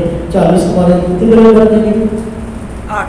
8 को 5 ज़रब 40 पढ़ देंगे, तो आमतौर पर इतना पैटर्न होता है, मेरा 40 नमाज़ें यहाँ भी करें। किसी वजह से शरीर मजबूरी नहीं पूरी हो सकी तो गुनाह नहीं है इसका, लेकिन ये कि अपनी कोशिश करें, बाकी लोग अपना वक्त ज़्यादा करें। अब इसके अलावा मदीना शरीफ में भी ज़ियारत मौजूद है और मक्का मुकर्रमा भी ज़ियारत मौजूद है। ज़ियारत पर थोड़ी सी बात कर लो। ज़ियारत से बात वो चीज़ें हैं जिनको इस्लाम से निस्बत है, जिनको हुजूर सल्लल्लाहु अलैहि वसल्लम से निस्बत है, जिनको सहाबा किराम से निस्बत है, जिनको ज़ात बारी तआला के साथ किसी किस्म की निस्बत है, अब ये सारी की सारी ज़ियारत है। तो मेरे भाइयों, ज़ियारत के वजह से मैंने भी अर्ज़ की है, बैतुल्लाह शरीफ हाँ जी सबसे बड़ी ज़ियारत है मक्का मुकर्रमा की, और हुजूर नबी का रोज़ा ये सबसे बड़ी ज़ियारत है। ज़्यादा वक्त यहाँ खर्च करें, बाकी जब नमाज़ों का टाइम नहीं है तो और जो ज़ियारत है उनको करने का एहतमाम करना चाहिए। जिस तरह के मक्का मुकर्रमा हम करेंगे तो मक्का मुकर्रमा की ज़ियारत बहुत सारी है, जिस तरह के मक्का मुकर्रमा के अंदर हम कह रहे हैं तो वहाँ पर जन्नतुल मुअल्ला है, जिस तरह की मस्जिद मदीना शरीफ के अंदर मस्जिद नबी के पास जन्नतुल बकी है, कब्रिस्तान है, इस तरह मक्का मुकर्रमा में जो कब्रिस्तान है वहाँ करीब अरबी वहाँ उस तरफ जन्नतुल मुअल्ला है, वहाँ भी सवाब है ज़ियारत का, यहाँ भी सवाब है। जन्नतुल बकी में सहाबा का मदफून है, जन्नतुल मुअल्ला भी सहाबा का मदफून है, वहाँ जाएं और अगर जो वहाँ अब ये आसार मिटा दिए गए हैं ये कब्र किसकी है, हमें भी मालूम करने की जरूरत है कि कब्र किसकी है। वहाँ जाएं, इत्तिबाई तौर पर सबको सलाम करें और सबको सिलसिला के आम सलाम करते हैं। कब्रिस्तान का होते वक्त है अस्सलाम वालेकुम या अलकुर या फिरुल्लाह वरना वलकुम आतम सलाम बिल असल, वहाँ गए सलाम करें, उसके बाद मुख्तसर करें तो आपके पास वक्त है छोटी छोटी सूरतें पढ़ के इस सारे से बात करें। अगर आप कुर्सी पढ़ लें और 11 मरतबा सूरह इखलास पढ़ लें, अल्हम्दुलिल्लाह पढ़ लें, आयतुल कुर्सी पढ़ लें, 4 कोड पढ़ लें और सारे सारे मुसलमानों को इस तरह से बात कर लें। ये जन्नतुल बकी में साहबा किराम बड़े बड़े शाहसवार अपने वक्त के जर्नैल और जिनके कारनामे आज पढ़कर हमारे जरा दिमाग तबाह होते हैं, उनकी कब्रें देखेंगे बिल्कुल जो है वो बत्ती का ढेर, बिल्कुल छोटी सी कब्र और थोड़ी सी ऊंची वहाँ पड़े हैं। अब आज हमारे यहाँ थोड़ा सा थोड़े से पैसे सवाल बहुत रहता है तो अपनी कमर पर बड़ी ऊंची बनाता है, कोई सबके बराबर लगवाता है, कोई पता नहीं बूटे लगवाता है, क्या क्या करता है। मेरे भाई ये कब्र जो है ये इब्रत की जगह है। हाँ जी, ये कब्र नवैश की जगह नहीं है। हमारे कब्रिस्तान में हमारे जो दोस्त हैं पिछले दिनों में बड़ी मेहनत की, कब्रिस्तान में बूटे लगाए और गमले लगाए, मट्टी डाली। तो मैं कब्रिस्तान गया तो मुझे कहने लगे देखो माशाल्लाह ने कितनी मेहनत की है, जगह जगह पे हमने जो है वो फूल बूटे लगा दिए। मैंने कहा आपका जज्बा अच्छा है लेकिन काम अच्छा नहीं है। कब्रिस्तान इब्रत की जगह है, नसीहत की जगह साहिबा नहीं है। यहाँ कमरे लगाने की जरूरत नहीं, यहाँ कमरे जो बिल्कुल गिर गई है वो ऊपर मट्टी डाले, कोई मसला नहीं है। लेकिन कमरे जो है ये इब्रत की जगह है। ये सादे सवाब के लोग यहाँ पर आए, इब्रत के लिए आए कि यहाँ ये पड़े हैं हमारे रिश्तेदार और कल हमने भी यहाँ पर आना है, इब्रत की जगह जरूर है और सादे सवाब भी यहाँ करें। लेकिन ये कुछ शहर का नहीं है, यहाँ पर बहुत लगे हुए हो, कपड़े लगे हो, ये कोई काम नहीं करने का। बाकी बाहर का हर बंदे की अपनी सोच और शौक है, अगर किसी ने अच्छी तरीके किया हो सकता है तो उसको स्वाब भी हो। तो जब तक बकी का जाए बकी तशरीफ करें अब और वहाँ पर जाकर आमतौर पर ज़्यादातर बकी फजर की नमाज के बाद खोल देते हैं और उससे फजर की नमाज पढ़ते हैं। नमाज पढ़ने के बाद लोग वहाँ पर सुबह से लोग फजर की नमाज के बाद जा रहे होते हैं, जब बकी जाएँ और वहाँ पर सारे सवाब करके आएँ और दुआ भी वहाँ पर करें। उनके लिए भी अपने भी मुक़द्दस लोगों की जो है वो कब्रें हैं और उन लोगों ने इस्लाम के लिए अपना तन मन धन कुर्बान किया। अल्लाह तबारक व तआला की मुक़द्दस जगह है, इस जगह पर हमारी अपनी भी दुआएं कबूल फरमा। और मेरा खासतौर पे कर चाहिए अल्लाह जो जज्बा सहाबा किराम के अंदर था ईमान वाला, या ऐसा जज्बा हमें अता फरमा। या अल्लाह जिस तरह दीन का उन्होंने किया आपने तन मन धन कुर्बान कर दिया, या अल्लाह हमें भी वो जज्बा अता फरमा, हम भी दीन की खातिर अपना तन मन धन कुर्बान करने बन जाए।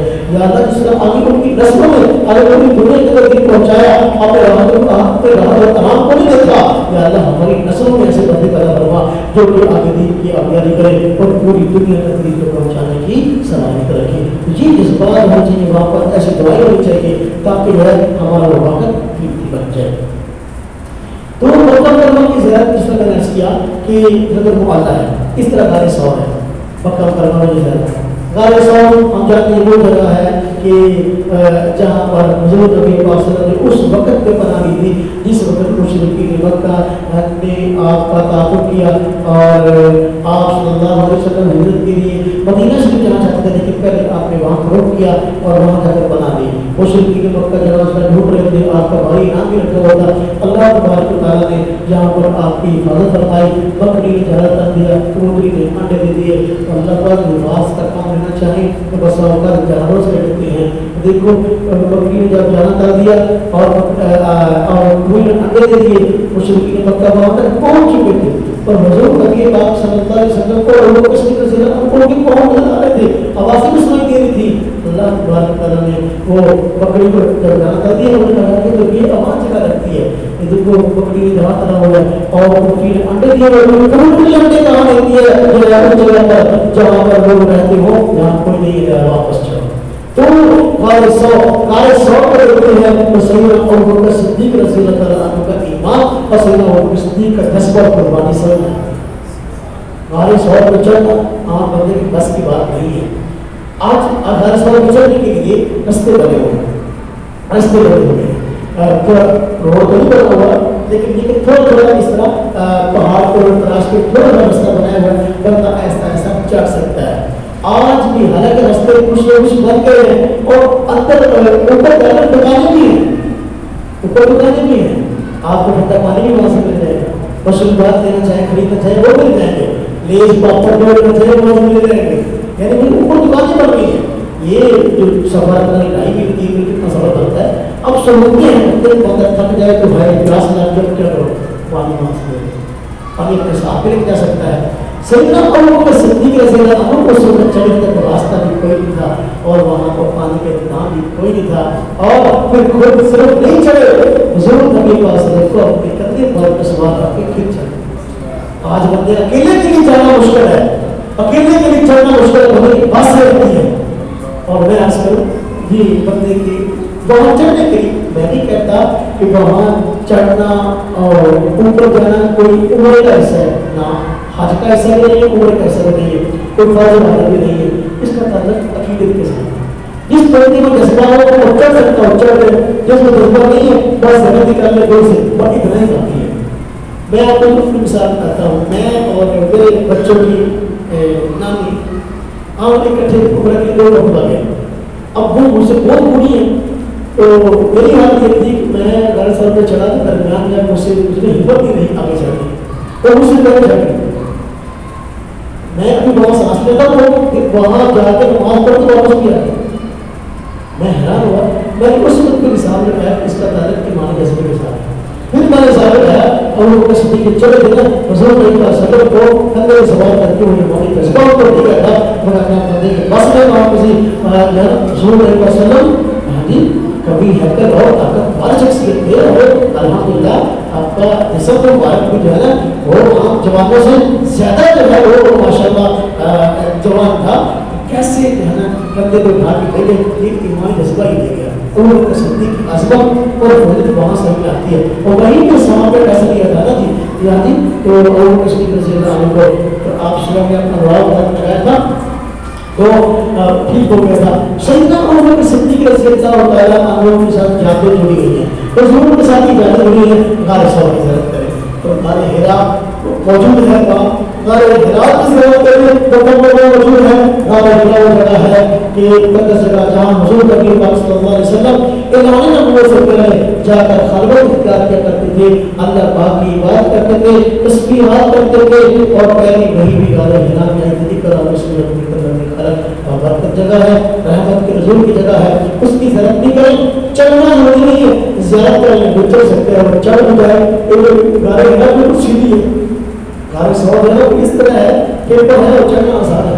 غار حرا جو ہے وہ سیدھی ہے, اس کو چلنا مشکل معلوم ہوتا ہے. وہاں کا غار حرا مقدس جگہ ہے, زیارت کریں اور وہاں مقدس جگہ ہے, دعائیں مانگیں. دعائیں مانگنے میں حرج نہیں ہے, زیارت کرنے میں حرج نہیں ہے. اور اسی طرح حضور کی پاک صلی اللہ علیہ وسلم کا گھر مبارک مکہ پر پرانا گھر ہے, جو گھر مبارک ہے یہ بھی ایک رحمت کے رسول کی جگہ ہے, لیکن وہاں اس کے آثار نہیں ہیں کیونکہ وہ جانتے ہیں بعض علاقوں کے لوگوں کو ایک پتہ چل کر کہ پتہ نہیں کیا کچھ کریں گے. مکہ مکرمہ میں جو نئی تعمیر ہے مسجد حرام کی پیچھے کی طرف نکلے تو مجھے بھی تو بتایا جا سکتے ہیں, بتایا جا سکتا ہے. اور ایک جگہ پر نے لائبریری سی ٹائپ کر دی جہاں حضور صلی اللہ علیہ وسلم کا گھر بھر تھا, وہاں پر انہوں نے ایک لائبریری سی بنا دی ہے. اس کو کھولتے نہیں ہے زیادہ, وہاں پر جو ہے اندر تو لوگ بھی نہیں ہوتی, یا تو لوگوں کو پتہ نہیں ہے یا پھر جو سعودی حکومت مشکل داموں کا معاملہ ہے. تو حضور نبی پاک صلی اللہ علیہ وسلم گھر بھر کی زیارت کر لیں تو ممکن ہو. تو اسی طریقے سے اور بھی زیارت وہاں پر موجود ہیں.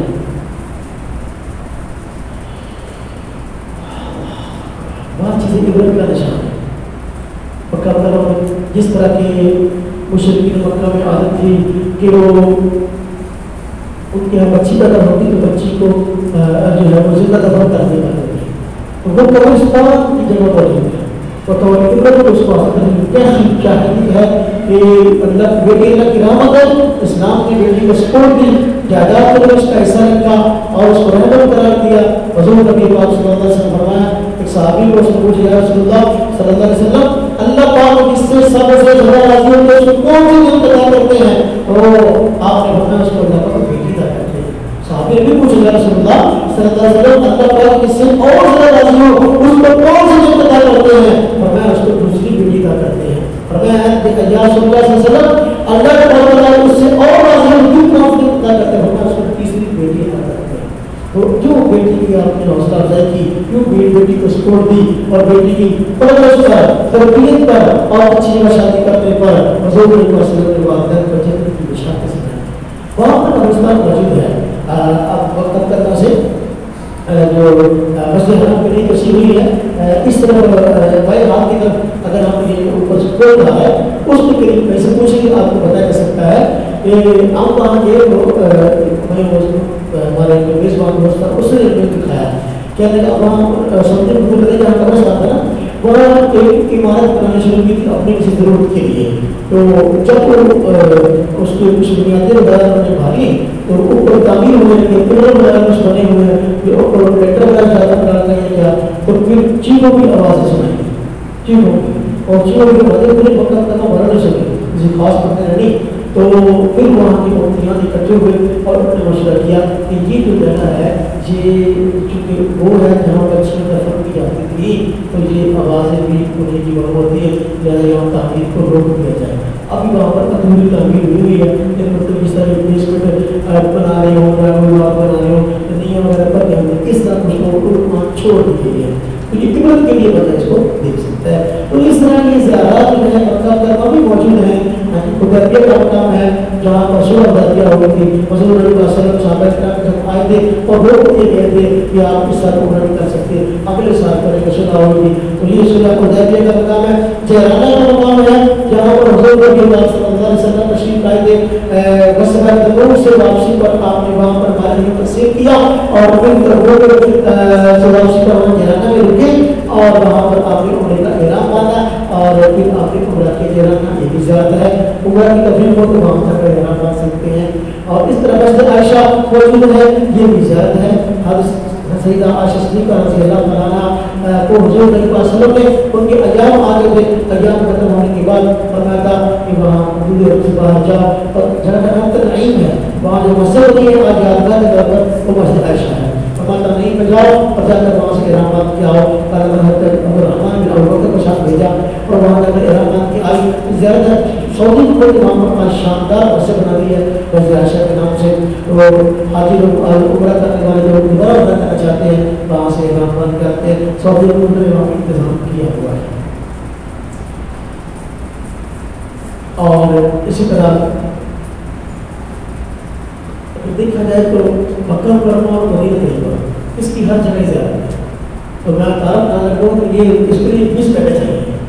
اب مدینہ شریف میں چلتے ہیں چند زیارت مدینہ شریف جو اگر موقع ملے تو کرنی چاہیے.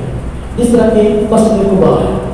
مسجد قباء یہ وہ مسجد ہے کہ جس کے رہنے والوں کی فضیلت اور مسجد بنانے والوں کی فضیلت قرآن میں اللہ تعالیٰ نے بیان فرمائی ہے. یہ ایسی مسجد ہے مسجد التقویٰ. یہ ایسی مسجد ہے جس کی بنیاد تقویٰ پر ہے. اور لوگوں نے یہ شان بیان کی فیہ رجال یحبون ان یتطہروا. اس یہاں قباء کے علاقے میں وہ لوگ رہتے ہیں جو پاکیزگی کو بہت پسند کرتے ہیں. ان صحابہ کی شان قباء والوں نے بیان کی. حضور صلی اللہ علیہ وسلم کے پاس گئے اور جا کر پوچھا کہ بھائی تمہارے قرآن میں خاص یہ جو فضیلت آئی ہے تو پاکیزگی کو بہت پسند کرتے ہو. یار پاکیزگی تو ہم بھی اختیار کرتے ہیں باقی آپ کی شان نہیں کیوں آئی کیا وجہ؟ تو وجہ پوچھی تو بتایا یا رسول اللہ صلی اللہ علیہ وسلم ہم بھی کرتے ہیں. ہم استنجا بیٹھنے سے بھی کرتے ہیں اور پانی سے بھی کرتے ہیں. تو یہ طرح سے کرتے ہیں. تو اس وجہ سے آپ شاید اسی وجہ سے اللہ تعالیٰ نے تمہاری شان بیان کی ہے. وہاں پر جناب کے طور پر مسجد بنی ہوئی ہے مسجد قباء. حضور نبی پاک صلی اللہ علیہ وسلم تشریف لائے تھے بڑے پر وہی قیام کیا تھا. اور وہاں انہوں نے کیا مسجد قباء جہاں آپ کو کی بیٹھی تھی انہوں نے نشان لگایا اور وہاں پر تو جگہ بنائی ہوئی ہے. بات ہے قباء مسجد کی یہ فضیلت ہے کہ جو بندہ گھر سے وضو کر کے جائے اور وہاں جا کر 2 رکعت نماز نفل ادا کرے اس کو ایک مقبول عمرے کا ثواب ملتا ہے. ہم عمرے میں گئے جو میرے ساتھ ساتھی تھے نا ہمارا پیکج کچھ اس طرح کا پہلے مرتبہ گئے تو پیکج کچھ اس طرح کا تھا کہ مکہ میں کم تھے اور مدینہ شریف میں دن زیادہ تھے. تو ایک دوست نے کیا لوگ اب ہم مدینہ شریف آ گئے ہیں تو مکہ میں یہ تھا کہ ہم وہاں روز عمرہ کر لیتے تھے اور طواف کر لیتے تھے. یہاں پر ہم کیا کریں جہاں تھوڑی زیارت ہی ہے نا جی تو یہاں تو ہم عمرے والے جو ہے نا وہ مسجد حاصل نہیں کر سکتے. میں نے کہا وہ بھی کر سکتے. مجھے کیا لگا کیسے؟ میں نے کہا آپ مسجد کے بعد جانا جائیں اور وہاں 2 رکعت نماز پڑھ گئے وہاں آپ کا عمرہ لکھا جائے گا. تو وہ کیسے یہاں مل سکتے ہم نے پوری معمول بنایا 2 لوگوں نے عمرے کے لیے. تو ہم فجر کی نماز پڑھنے کے بعد یہاں سے چل پڑتے اور اب جا کر اشراق کی نماز ہم وہ مسجد پڑھتے ہیں. اشراق کی نماز جتنے دیر مدینہ شریف پر رہے الحمدللہ توفیق ہوئی کہ ہم نے اشراق کی نماز وہ مسجد جا کر پڑھی تھی. اور یہ تقریباً 2.5 منٹ کا فاصلہ ہے. وہاں جب مسجد نبی سے نماز پڑھ کے نکلتے تھے فجر کی بات پڑھنے لگے کہ شور کر رہے تھے وہ مسجد بعض الفاظ کو اپنے ایسے پڑھتے ہیں وہ کہتے ہیں کہہ رہے ہوتے ہیں یعنی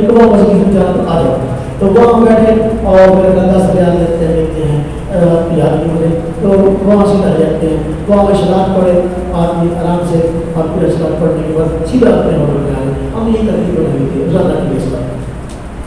تو کون مسجد دیکھنی چاہیے، بہت ہی کوئی مسجد ہے جس کا نام مسجد جمعہ.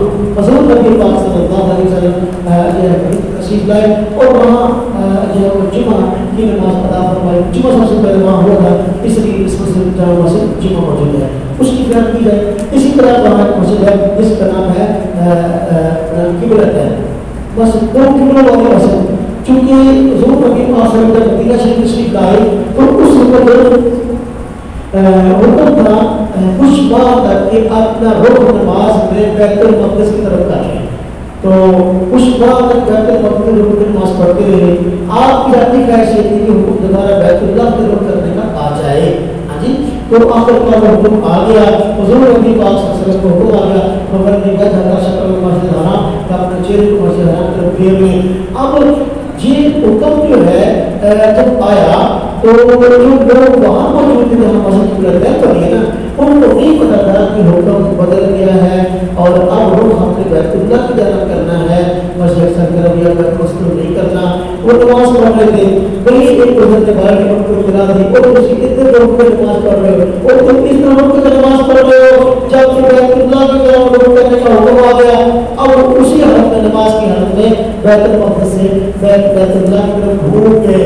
یعنی ایک نماز دو قبلوں کے دو کر کے پوری کی گئی. اس لیے مسجد کا نام ظہور قبلتین ہے، یعنی دو قبلوں والی مسجد. یہ اسلام کی جانکاری ہے. ہم ان کو دیکھیں کہ ہمارا ایمان پیدا ہوگا. صحابہ کرام کس طریقے سے شریعت اسلام پر عمل کیا اور کس طریقے سے انہوں نے جو ہے وہ اپنی جانب پائی. اب دیکھیں بدر کا مقام اگرچہ مدینہ شریف سے طرف زیادہ دور ہے، زیادہ دور زیادہ کارگر یہ پڑتی ہے بدر کی، لیکن بدر جانا چاہتے ہیں موقع ہے. بدر پہ جائیں وہاں پر جنگ بدر میں جو کچھ ہوا سب کچھ ہمارے سامنے آئے گا. صحابہ کرام قربانی ساتھ آئیں گی.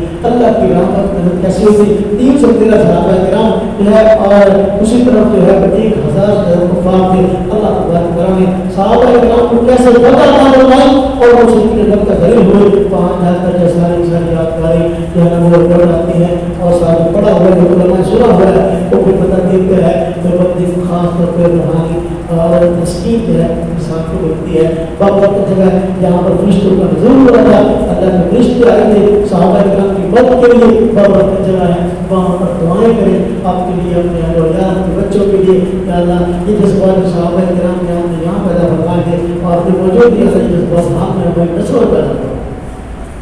اور جو ابو جہل وغیرہ وہاں قتل ہوتے تھے ان کو ایک کنویں کے اندر حضور نے پھینک دیا تھا. کنویں کے اندر کو پھینک دیا گیا تو وہ وہاں پر آج باشو کرے جہاں ابو جہل کو بیٹھا ہے وہاں کیا کروں گا باشو کرے. کافروں کا انجام نہ دیکھنے کا انجام کیا ہوا ہے. بلکہ زیارت میں جو ہے نا جس طرح یہ جگہ ہے اسی طرح احد پہاڑ جو ہے یہ بھی زیارت میں سے ایک زیارت ہے. اور غزوہ احد ہوا، صحابہ کرام وہاں شہید ہوئے. شہداء اور شہداء احد کی وہاں قبر موجود ہے. اور اسی طریقے سے وہاں پر شاندار ان کی یاد کے بعد یادگار قبر مسجد سعودی نے بنا دی ہے. شاندار مسجد بنی ہوئی ہے اپنا جو ہے مسجد احد کے نام سے. تو وہاں جائیں زیارت کریں اور وہ پہاڑ کے اوپر جہاں چڑھ سکتے ہو چڑھیں اور وہاں بھی دعا کریں اور دعائیں قبول ہونے کی جگہ ہے. جی حضور نبی پاک صلی اللہ علیہ وسلم فرماتے ہیں ایسی کچھ مجھے الفاظ ہے کہ وہ پہاڑ جو ہے اللہ سے محبت کرتا ہے، اللہ اس سے محبت کرتا ہے. ہاں جی تو حضور نبی پاک صلی اللہ علیہ وسلم جب زخمی ہو گئے تھے، آپ کا دانت بال شہید ہو گیا تھا تو خود جو ہے نا وہ خوش ہوئی تھی زخمی ہوئی تھی. ساتھ میں آپ کو پہاڑ کے اوپر آپ کو بنا دیا گیا تو یہی جو پہاڑ تھا یہ پہاڑ بالکل نرم ہو گیا لوہے کی طرح آپ کا. اب وہاں دیکھیں پہاڑ کیا پہاڑ اپنا احد ہے یہ بھی ویسے احد کی یادگار ہے. صحابہ کرام کی قربانی کی یادگار ہے. زیارت میں سے ایک عام زیارت ہے اور جہاں جائیں گے انشاءاللہ ایمان پیدا ہوگا. اور اس کے علاوہ اپنا اور بہت ساری جگہ ہیں جو بھی دستیاب ہوں. اس طرح کے پاس وہاں باغ ہیں، سلمان فارسی کی طرف باغ منصور کا باغ ہے، عثمان کی طرف باغ منصور کا باغ ہے. باغ کے باغات کی بنا کوئی بیچ میں حاضر نہیں ہے، لیکن یہ عام زیارت ہے، زیارت کریں، لیکن اس کے باوجود زیادہ سے زیادہ وقت اگر مقام کرنا بھی ہے تو ہمارا گزرنا چاہیے مکہ کرنا تو بس رہنا ہے، اگر مدینہ شریف میں ہے تو زیادہ سے زیادہ وقت ہمارا گزرنا چاہیے، اس سے نبی کے اندر اپنے وقت کو قیمتی بنائیں، سب سے بڑی زیارت یہ ہے، اور اپنے وقت کو مارکیٹوں میں ضائع نہ کریں، اور بس اپنا دوست پوچھتے ہیں بندہ عمرہ کر کے آئے یا حج کر کے آئے کیڑی چیز لے کے آئے، کون سی چیز لے کر؟ تو میرے بھائیوں میرے دوستوں بات یہ ہے کہ وہاں کا بہترین تحفہ جو وہاں کا ہے یہاں دستیاب نہیں، یہاں پر اوریجنل شکل کے اندر وہ ہے کعبہ زمزم اور کھجور، اس کی کوشش کریں۔ آپ اگر دوسرے کو تحفہ دینا چاہتے ہیں، آپ زمزم کیمتن بھی مل جاتا ہے، مزید کیمتن خرید لیں، کھجوریں اتنی کسی دیں، ایک چہرہ کا مان جو وہاں ملتا ہے، ہاں جی ہر چیز 24 گھنٹے تصویر سب چہرے کی ہے، خریدنے کا کوئی منع نہیں ہے، فوٹو خریدنے کی آواز آ گئی ہے، برکت ہو گئی ہے، لیکن باہر کا زیادہ جو تحفہ ایک ایسی چیز تو کہیں اور سے نہیں ملتی، وہ کھجور اور کعبہ زمزم ہے، تو کہ ساتھ لائیں اپنے دوستوں کو تحفہ دیں، اور وہاں پر بھی زیادہ لالچ کرنے کو ہونا چاہیے، رہتے ہوئے زیادہ آب زمزم پیے اور زیادہ سے زیادہ کھجوریں کھائیں۔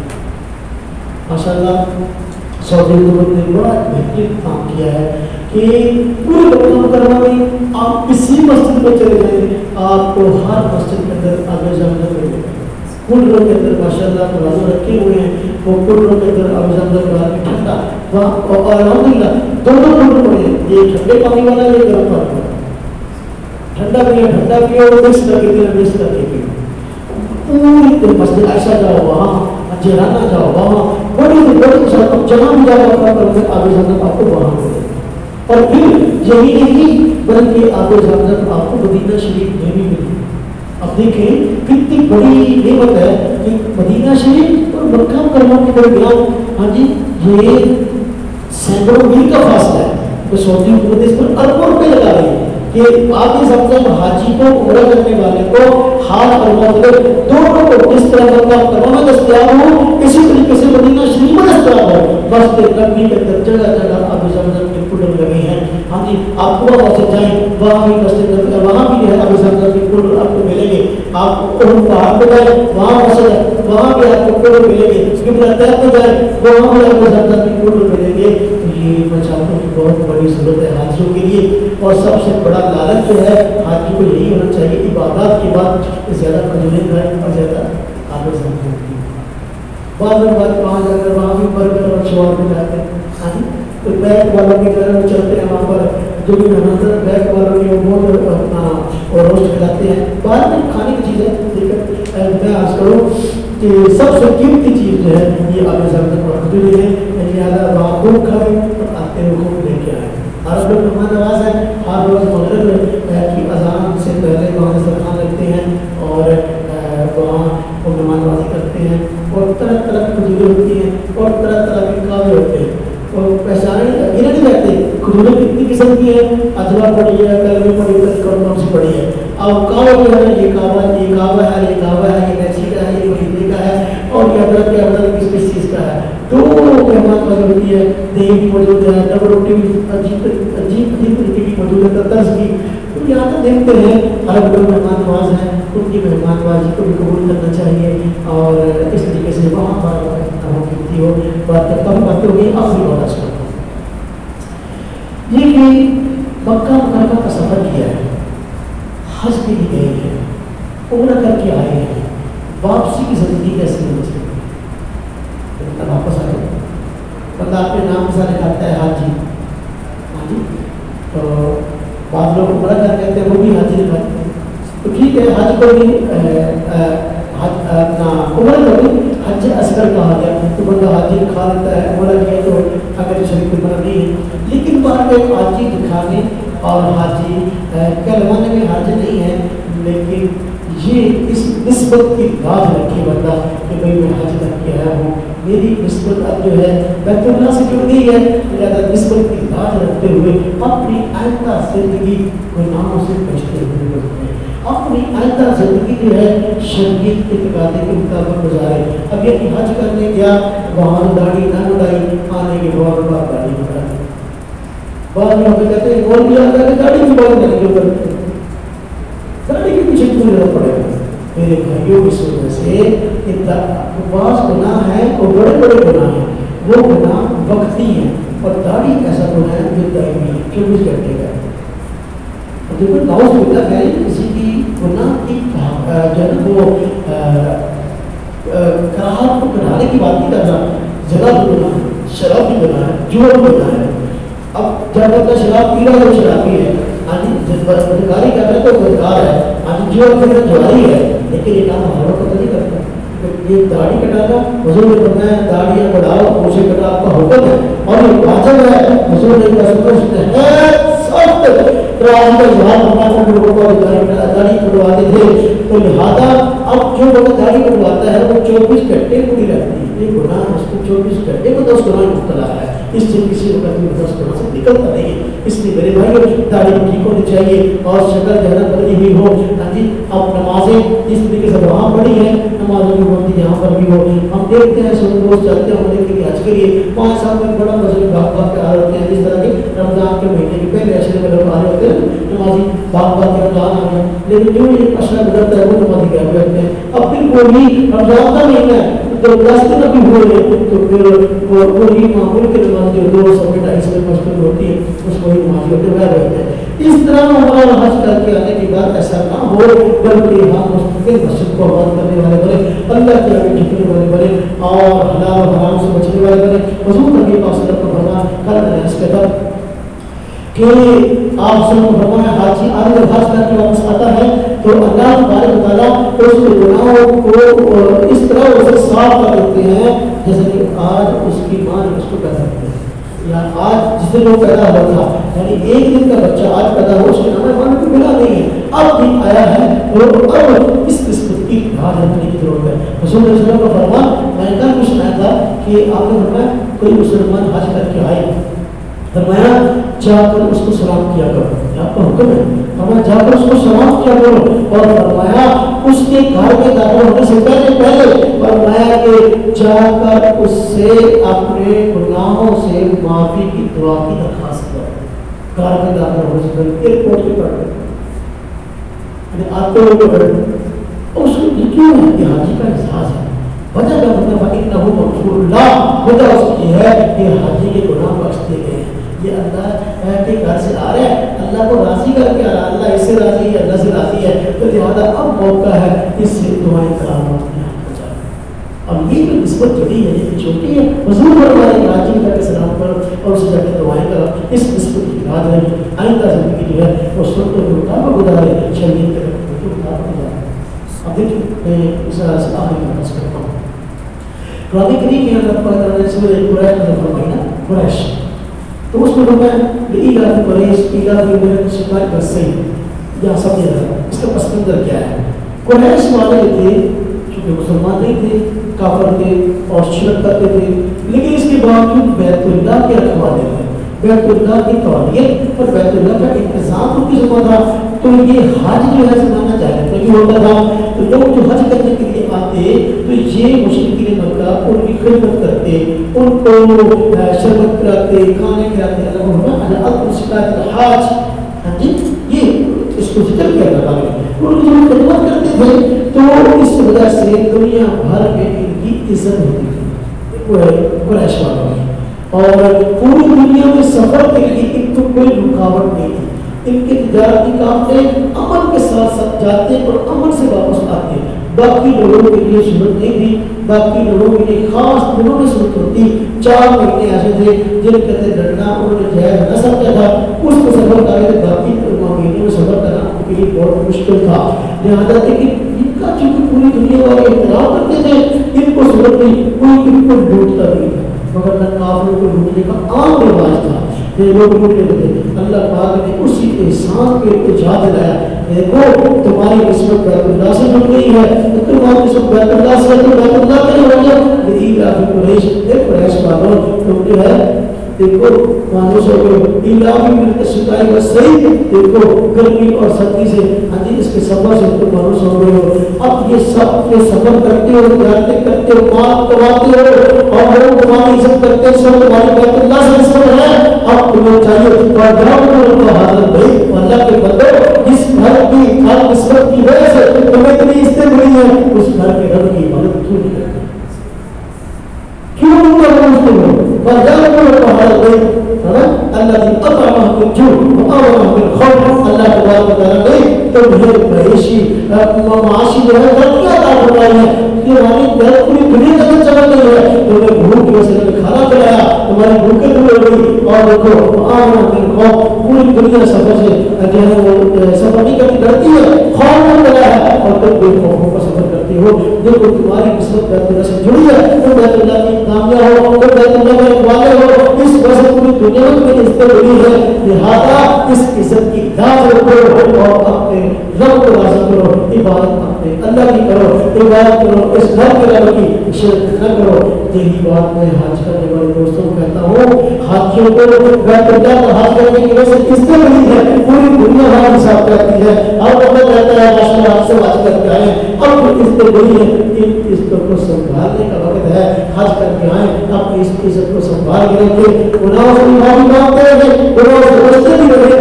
اور اللہ زندگی جو ہے گناہوں سے پاک گزارے اور اللہ کو راضی کرنے والے بنے جس رب نے یہ عزت عطا کی ہے واجب کو بہادر ہوئی اس گھر کے رب کی عبادت جتنی ہو اتنی اللہ تبارک و تعالیٰ جو کچھ کا سنا گیا ہے عمل کی توفیق عطا فرمائے اللہ تبارک و تعالیٰ جو ہے بار بار ہم سب کو حج بیت اللہ کی حاضری نصیب فرمائے اور اللہ تبارک و تعالیٰ بار بار عمرہ کے ساتھ نصیب فرمائے اور اللہ تبارک و تعالیٰ جو ہے اور جو روز حج میں جا رہے ہیں اللہ تبارک و تعالیٰ ان کا جانا قبول فرمائے اور اپنی شان نصیب نہ فرمائے اور جو نہیں جا رہے اور جانے کی ارادہ رکھتے ہیں اللہ تبارک و تعالیٰ اس کے لیے اسباب مہیا فرمائے وآخر دعوانا الحمد لله رب العالمين.